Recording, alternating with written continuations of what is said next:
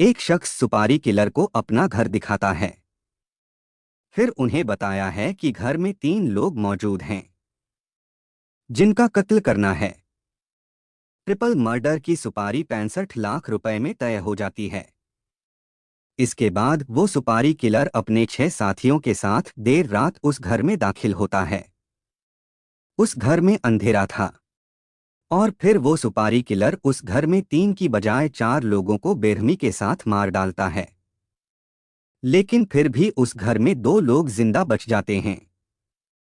सामूहिक हत्याकांड की ये सनसनीखेज कहानी आपका दिल दहला देगी। व्यवसायी और भाजपा नेता प्रकाश बकाले की कोठी में एक नहीं बल्कि 4 लाशें खून से लथपथ पड़ी थीं। मृतकों में उनका जवान बेटा कार्तिक भी था। आखिर कौन थे हत्यारे जो इतनी सुरक्षित कोठी में वे वारदात को अंजाम देकर आसानी से चले गए? इस हत्याकांड की वजह क्या रही? क्या था पूरा मामला? क्यों हुई थी एक ही परिवार के 4 लोगों की हत्या? आइए जानते हैं सब कुछ विस्तार से इस वीडियो में। नमस्कार मेरे प्यारे भाइयों और बहनों, मैं विवेक कुमार। क्राइम की कहानी के नए एपिसोड में आप सभी लोगों का हार्दिक स्वागत है। कहानी में आगे बढ़ने से पहले कृपया क्राइम की कहानी चैनल को सब्सक्राइब कर बेल आइकन जरूर दबा लें ताकि मेरे हर वीडियो का नोटिफिकेशन आपको मिलता रहे। तो चलिए आज की कहानी शुरू करते हैं। अंदर का दृश्य इतना खौफनाक था कि देखकर अच्छे अच्छों का कलेजा कांप जाए। कमरे में खून में डूबी 4 लाशें पड़ी थीं। प्रकाश और सुनंदा के बेटे कार्तिक की लाश कमरे में आगे ही चित पड़ी थी। मेहमान बनकर सगाई में आए परशुराम हदीमा, उनकी पत्नी लक्ष्मी और उनकी 17 साल की बेटी आकांक्षा की लाश कमरे के बीचों बीच खून से लथपथ पड़ी थी। यह सब देखकर प्रकाश और सुनंदा तो गश खाकर गिर पड़े। उनकी हालत देखकर पड़ोसियों ने उन्हें संभाला। भाजपा नेता की कोठी में उनके बेटे सहित 4 लोगों की हत्या का मामला था। इसलिए पुलिस ने तुरंत आईजी रेंज और जिले के सभी बड़े पुलिस अधिकारियों सहित फोरेंसिक टीम और डॉग स्क्वाड को बुला लिया। जिले के एसपी बाला साहब नेमगौड़ा तुरंत घटनास्थल पर आ पहुंचे। थोड़ी ही देर में आईजी विकास कुमार भी आ गए थे। कर्नाटक में बेंगलुरु से 415 किलोमीटर दूर गडग जिला कर्नाटकी संगीत, साहित्य, कला और संस्कृति के लिए प्रसिद्ध है। हिंदुस्तानी संगीत की धरोहर जैसे भारत रत्न पंडित भीमसेन जोशी गडग के ही निवासी थे। 24 मार्च 2024 की सुबह 3:30 बजे गडग में चेन्नमा चौराहे के पास दास रगली की कॉलोनी की कोठियों में रहने वाले परिवार भयानक चीख पुकार सुनकर जाग गए थे। कलेजे को कपा देने वाली चीखें आ रही थीं। चीख पुकार सुनकर कॉलोनी के लोग उस कोठी पर पहुंच गए थे जिस कोठी के अंदर से चीखें आ रही थीं। कोठी का दरवाजा बंद था। चीखें सुनकर गेट पर खड़े लोगों को अंदाजा हो गया था कि अंदर कोई भयानक घटना घट रही है। वह कोठी किसी साधारण आदमी की नहीं बल्कि कारपोरेशन गडग बेटा गेरी सिटी म्यूनिसिपल काउंसिल जीबीसीएमसी के पूर्व प्रेसिडेंट प्रकाश बकाले की थी। फिलहाल उनकी पत्नी सुनंदा बकाले जीबीसीएमसी के वाइस प्रेसिडेंट का ओहदा संभाले हुए थीं। बकाले परिवार की शहर के अग्रणी और धनी लोगों में गिनती होती थी। भाजपा के सक्रिय नेताओं में प्रकाश बकाले का नाम आता है। इसके अलावा प्रकाश बकाले का रियल एस्टेट का कारोबार भी था। 16 अप्रैल से उनकी कोठी में खुशी और उत्साह का माहौल था। 17 मार्च 2024 दिन बुधवार को उनके 27 साल के बेटे कार्तिक बकाले की सगाई थी, इसलिए कोठी मेहमानों से भरी थी। ऐसे में अचानक यह क्या हो गया कि अगले ही दिन उस कोठी में भयानक चीख पुकार मच गई। कॉलोनी वालों की भीड़ बंद दरवाजे के सामने खड़ी थी। इसी दौरान इसकी सूचना पुलिस को फोन करके दे दिया तो पुलिस की क्विक रिस्पांस टीम भी आ गई थी। पुलिस टीम के साथ कॉलोनी के लोग भी कोठी के अंदर घुस आए थे। पुलिस ने ग्राउंड फ्लोर के बेडरूम का दरवाजा खटखटाया तो प्रकाश और सुनंदा बकाले ने दरवाजा खोला। पुलिस ने पूछा, क्या हुआ था यहाँ? हम दोनों नीचे के बेडरूम में थे। दूसरे बेडरूम में मेरा बेटा कार्तिक सोया था, कांपती आवाज में सुनंदा और प्रकाश बकाले ने बताया। ऊपर से चीख पुकार की आवाज आई और 4 गुंडे हाथों में हथियार लेकर नीचे आए तो हमने घबराकर बेडरूम का दरवाजा अंदर से बंद कर लिया। उन लोगों ने जोर जोर से दरवाजा खटखटाया। हम लोग इतना डर गए थे कि दरवाजा खोलने के बजाय चीखने चिल्लाने लगे और पुलिस को फोन कर दिया। पुलिस की टीम सीढ़ियों की ओर आगे बढ़ी। प्रकाश और सुनंदा के साथ पड़ोसी भी उनके साथ पहली मंजिल पर पहुंचे। विशाल बेडरूम का दरवाजा खुला पड़ा था। अंदर 4 लाशें देखकर पुलिस भी हैरान रह गई। भाजपा नेता की कोठी में हुई इन हत्याओं की पुलिस गहनता से जांच करने लगी। आलीशान कोठी और अथाह पैसा था, इसलिए पुलिस का पहला शक यही था कि हत्या का आशय लूटपाट हो सकता है। पर थोड़ी ही देर में पुलिस की इस धारणा की हवा निकल गई, क्योंकि लाशों पर सोने हीरे की अंगूठियां, चूड़ियां, नेकलेस और चेन सब सुरक्षित थीं। इसका मतलब साफ था कि हत्याएं लूट के इरादे से नहीं की गई थीं।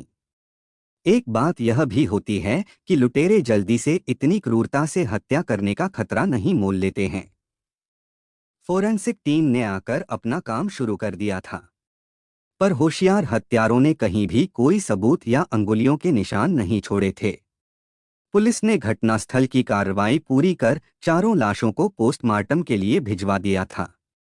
इसके बाद इस मामले के खुलासे के लिए आईजी विकास कुमार ने 5 टीमें गठित कर इनका नेतृत्व एसपी बाला साहब नेनगौड़ा को सौंपा था। ये हत्याएं लूटपाट के लिए की गई थीं, इसकी संभावना बहुत कम थी। फिर भी इस बात को एकदम से नकारने के बजाय एक टीम को लुटेरों के बारे में पता लगाने की जिम्मेदारी सौंपी गई थी। दूसरी टीम को साइबर सेल के साथ मिलकर मोबाइल सर्विलांस का काम करना था। तीसरी टीम को आसपास के सभी सीसीटीवी फुटेज की जांच करनी थी, तो चौथी टीम को कार्तिक बकाले के दोस्तों और बकाले परिवार के सगे संबंधियों तथा जान पहचान वालों से मिलकर जानकारी जुटाने की जिम्मेदारी सौंपी गई थी। पांचवी टीम को इन चारों टीमों से जुटाई गई जानकारियों का विश्लेषण करना था। एक भाजपा नेता के परिवार के 4 लोगों की हत्या का मामला था, इसलिए पांचों टीमों ने तुरंत अपना अपना काम शुरू कर दिया था। जांच में पता चला कि प्रकाश बकाले की पहले भी एक शादी हुई थी। उनकी पहली पत्नी का नाम था रुक्मिणी। एक बेटा पैदा होने के बाद वह 4 साल का हुआ था कि रुक्मिणी की मौत हो गई थी। इसके बाद उन्होंने सुनंदा से दूसरी शादी की थी। इस तरह सुनंदा उनकी दूसरी पत्नी थी। कार्तिक प्रकाश का सुनंदा से पैदा हुआ दूसरा बेटा था। रुक्मिणी की मौत के बाद भी प्रकाश ने उसके मायके वालों से अपनी पहली ससुराल वालों से संबंध बनाए रखा था। रुक्मिणी का मायका गडग से 70 किलोमीटर दूर कोप्पल गांव में था। परशुराम हदीमानी रुक्मिणी के सगे छोटे भाई थे। कोप्पल गांव में उनका होटल था। प्रकाश के आग्रह पर वह 17 अप्रैल को कार्तिक की सगाई में सहभागी बनने के लिए आए थे। 18 अप्रैल को कोप्पल जाने के लिए शाम की ट्रेन से उन लोगों का टिकट था, लेकिन उनका किसी वजह से ट्रेन छूट गई थी। इसलिए प्रकाश और सुनंदा के कहने पर वह रात को उनके घर रुक गए थे, वरना वह बस से भी जा सकते थे। पुलिस का अनुमान था कि कार्तिक का बेडरूम तो ग्राउंड फ्लोर पर था। जैसे भी हो सका हत्यारे टेरेस से कोठी के अंदर आए होंगे। परशुराम का परिवार ऊपर ही था, इसलिए हत्यारों ने ऊपर उन्हीं के परिवार को मारना शुरू किया होगा। तो वे लोग चीखे चिल्लाए होंगे। उनकी चीख सुनकर कार्तिक ऊपर गया होगा और वह भी मारा गया होगा। हत्यारे होशियार थे, कोई भी अपने साथ मोबाइल फोन लेकर नहीं आया था, इसलिए मोबाइल सर्विलांस से कोई सूत्र नहीं मिला। सर्विलांस में अपराध होने के समय केवल परशुराम और बकाले परिवार वालों के ही मोबाइल नंबर वहां पाए गए थे। सीसीटीवी फुटेज में 5 लोगों पर पुलिस को शक हुआ था, पर उनमें से एक भी चेहरा पुलिस को जाना पहचाना नहीं लगा था। आखिर बाहर से आए ये हत्यारे कौन हो सकते थे? पुलिस इस बात को लेकर परेशान थी। प्रकाश और सुनंदा को सांत्वना देने के लिए पूरे कर्नाटक से लोग आ रहे थे। राज्य के कानून मंत्री एच.के. पाटिल ने भी आकर प्रकाश और सुनंदा को सांत्वना दी थी। पुलिस की चौथी टीम ने कार्तिक के दोस्तों से पूछताछ की तो पता चला कि कार्तिक बहुत सीधा सादा था। इससे पुलिस की जो धारणा थी कि उसकी किसी से दुश्मनी रही होगी, वह खत्म हो गई। पुलिस की चौथी टीम ने बकाले परिवार के संबंधियों के बारे में जो जानकारी जुटाई थी, उसी में से हत्यारों के बारे में पुलिस को सूत्र तलाशने थे। इस पूछताछ में पुलिस को जो जानकारी मिली थी, पुलिस ने उसी पर अपना ध्यान केंद्रित किया। प्रकाश बकाले की पहली शादी रुक्मिणी के साथ हुई थी और रुक्मिणी से उन्हें एक बेटा था। 32 साल के उस बेटे का नाम विनायक बकाले था। आजाद ख्याल विनायक को पिता प्रकाश, मां सुनंदा और सौतेले भाई कार्तिक बकाले के साथ रहना पसंद नहीं था, इसलिए वह अलग रहता था और वह भी अपना रियल एस्टेट का धंधा करने लगा था। इसकी वजह यह थी कि वह जो करता था वह मम्मी पापा को पसंद नहीं था। मम्मी पापा रोक टोक करते थे, इसलिए मम्मी पापा उसे पसंद नहीं थे। प्रकाश बकाले की समाज में इज्जत थी, जबकि विनायक को अपने मम्मी पापा की इज्जत का जरा भी ख्याल नहीं था। उसके तमाम दोस्त थे, जिनमें लड़कियां भी थीं। उनके साथ घूमना, उन पर पानी की तरह पैसे खर्च करना, देर रात घर आना मम्मी पापा को पसंद नहीं था, इसीलिए वह उनसे अलग हो गया था। अकेला वह कुछ भी करता, कोई रोकने टोकने वाला नहीं था। सीधे विनायक से पूछताछ करने के बजाय एसपी नेम गौड़ा ने बंद कमरे में प्रकाश और सुनंदा से विनायक के बारे में पूछा तो प्रकाश ने बताया कि वह उनका बेटा है, लेकिन अलग रहता है क्योंकि उसे उनके साथ रहना पसंद नहीं था। वह अलग रहने गया तो प्रॉपर्टी में जितना हिस्सा कार्तिक का बनता है उतना हिस्सा उन्होंने उसे दे दिया था। आगे चलकर जिनकी अच्छी कीमत मिल सकती थी, इस तरह के 3 प्लॉट उसने बिना पिता को बताए बेचकर पैसे ले लिए थे। इस बारे में प्रकाश ने उसे टोका और साफ निर्देश दिए कि अब वह कोई प्रॉपर्टी नहीं बेचेगा और बेचेगा तो बेचने से पहले उनसे परमिशन लेकर ही बेचेगा। पापा की ये बातें विनायक को जरा भी अच्छी नहीं लगी, इसलिए उसने पापा से झगड़ा किया। उसे लगता था कि अपनी संपत्ति का बड़ा हिस्सा पापा कार्तिक को दे देंगे और उसके साथ अन्याय करेंगे। इसी बात से वह पापा से इस कदर नाराज था कि भाई कार्तिक बकाले की सगाई के फंक्शन में भी नहीं आया था। एक समझदार पुलिस अधिकारी के लिए इतना इशारा काफी था। बाला साहब नेम गौड़ा ने प्रकाश से विनायक के दोनों मोबाइल नंबर ले लिए और तुरंत उनकी कॉल डिटेल्स निकलवाकर उनकी जांच शुरू कर दिया। पिछले 15 दिनों में विनायक ने जिन जिन लोगों से बात की थी, उस पूरी लिस्ट को देखकर पुलिस चौंक गई, क्योंकि जिन 2 नंबरों पर विनायक ने बार बार बात की थी, वे 2 नंबर ऐसे लोगों के थे जिनका क्रिमिनल रिकॉर्ड पुलिस के पास था। उनमें से एक युवक तो गड़क थाने का हिस्ट्री शीटर था। पुलिस के लिए अब काम आसान हो गया था। पुलिस विनायक बकाले को पकड़कर थाने ले आई और पूछताछ करने लगी। 22 अप्रैल 2024 को पुलिस ने हत्या का रहस्य खोलने के लिए प्रेस कॉन्फ्रेंस आयोजित किया। पत्रकारों का स्वागत करते हुए आईजी विकास कुमार ने कहा कि मात्र 72 घंटे में 4 हत्याओं का खुलासा कर हत्यारों को पकड़ने के लिए जांच अधिकारी एसपी बाला साहब नेम गौड़ा और उनकी टीम का अभिनंदन करते हुए सरकार ने 5 लाख रुपए का इनाम देने की घोषणा की है। अब इस घटना की विस्तार से जानकारी बाला साहब ही देंगे। पुलिस अधिकारियों के पीछे 8 आरोपी सिर झुकाए खड़े थे। उनमें से विनायक बकाले की ओर इशारा करके बाला साहब नेम गौड़ा ने जो जानकारी दी वह इस प्रकार थी। इस घटना में लूटपाट नहीं हुई थी, इसलिए हत्याओं का मकसद जानने के लिए पुलिस ने जांच शुरू किया। तब विनायक के बारे में पता चला। उसकी कॉल डिटेल्स चेक की गई तो सबूत मिल गया। विनायक को लग रहा था कि उसके साथ अन्याय हो रहा है। उसने प्रॉपर्टी बेची तो पापा के रूप में प्रकाश बकाले ने उसे रोका कि अब वह कोई प्रॉपर्टी नहीं बेचेगा। पापा की यह रोक टोक उसे बहुत बुरी लगी।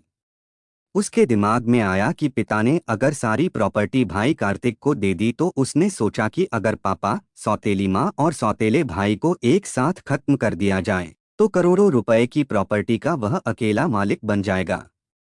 दूसरे आरोपी की ओर नजर करते हुए बाबा साहब ने आगे कहा कि यह राजीव गांधी नगर में कार खरीदने और बेचने का धंधा करने वाला हिस्ट्री शीटर फिरोज काजी है।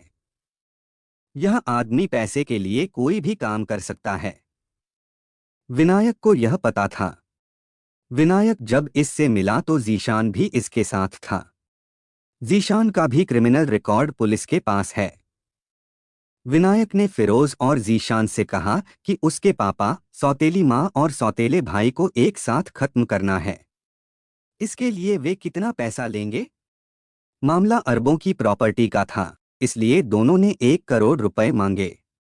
थोड़ी झिकझिक के बाद तीनों हत्याएं करने का सौदा 65 लाख रुपए में तय हो गया। विनायक 2 लाख रुपए जेब से निकालकर फिरोज को देने लगा तो वह रकम लेते हुए फिरोज ने कहा, भाई साहब, इसके लिए कम से कम आपको 10 लाख रुपए एडवांस देने होंगे, क्योंकि इस काम के लिए महाराष्ट्र और गोवा से उस्ताद लोगों को बुलाना होगा। विनायक ने उसकी यह बात मानकर उदारता दिखाते हुए कहा, उन तीनों की हत्या करने के बाद घर में जितना भी सोना चांदी और नकद मिलेगा वह सब भी तुम लोग लूट लेना। यह तुम लोगों का बोनस होगा। बस यह घटना पुलिस को लूटपाट में हत्या की लगनी चाहिए। महाराष्ट्र और गोवा से 5 हत्यारे 3 दिन पहले ही आ गए थे। विनायक ने एक मूर्खता यह की थी कि उसने अपने पापा, माँ और भाई का परिचय उन लोगों से नहीं कराया था। 19 मार्च 2014 की रात 2 बजे हत्यारे प्रकाश की कोठी पर पहुंचे और अपनी स्टाइल से टेरेस के रास्ते कोठी में प्रवेश कर गए। हत्यारे बकाले परिवार को पहचानते तो थे नहीं। ऊपरी मंजिल पर प्रकाश बकाले की पहली पत्नी के भाई परशुराम, उनकी पत्नी और बेटी सोई थी। हत्यारों ने तेज धार वाले हथियारों से तीनों को खत्म कर दिया। हत्यारे जब उन पर हथियारों से वार कर रहे थे तो वे लोग चीख रहे थे। उनकी चीखें सुनकर कार्तिक दौड़कर ऊपर गया तो हत्यारों ने उसे भी मार डाला। इस बीच नीचे प्रकाश और सुनंदा जोर जोर से चिल्लाने लगे थे और उन्होंने पुलिस को फोन भी कर दिया था। उनकी चीखें सुनकर आस पड़ोस में रहने वाले लोग आ जाएंगे, इस डर से हत्यारे भाग निकले। विनायक बकाले को लेकर कुल 9 आरोपी थे।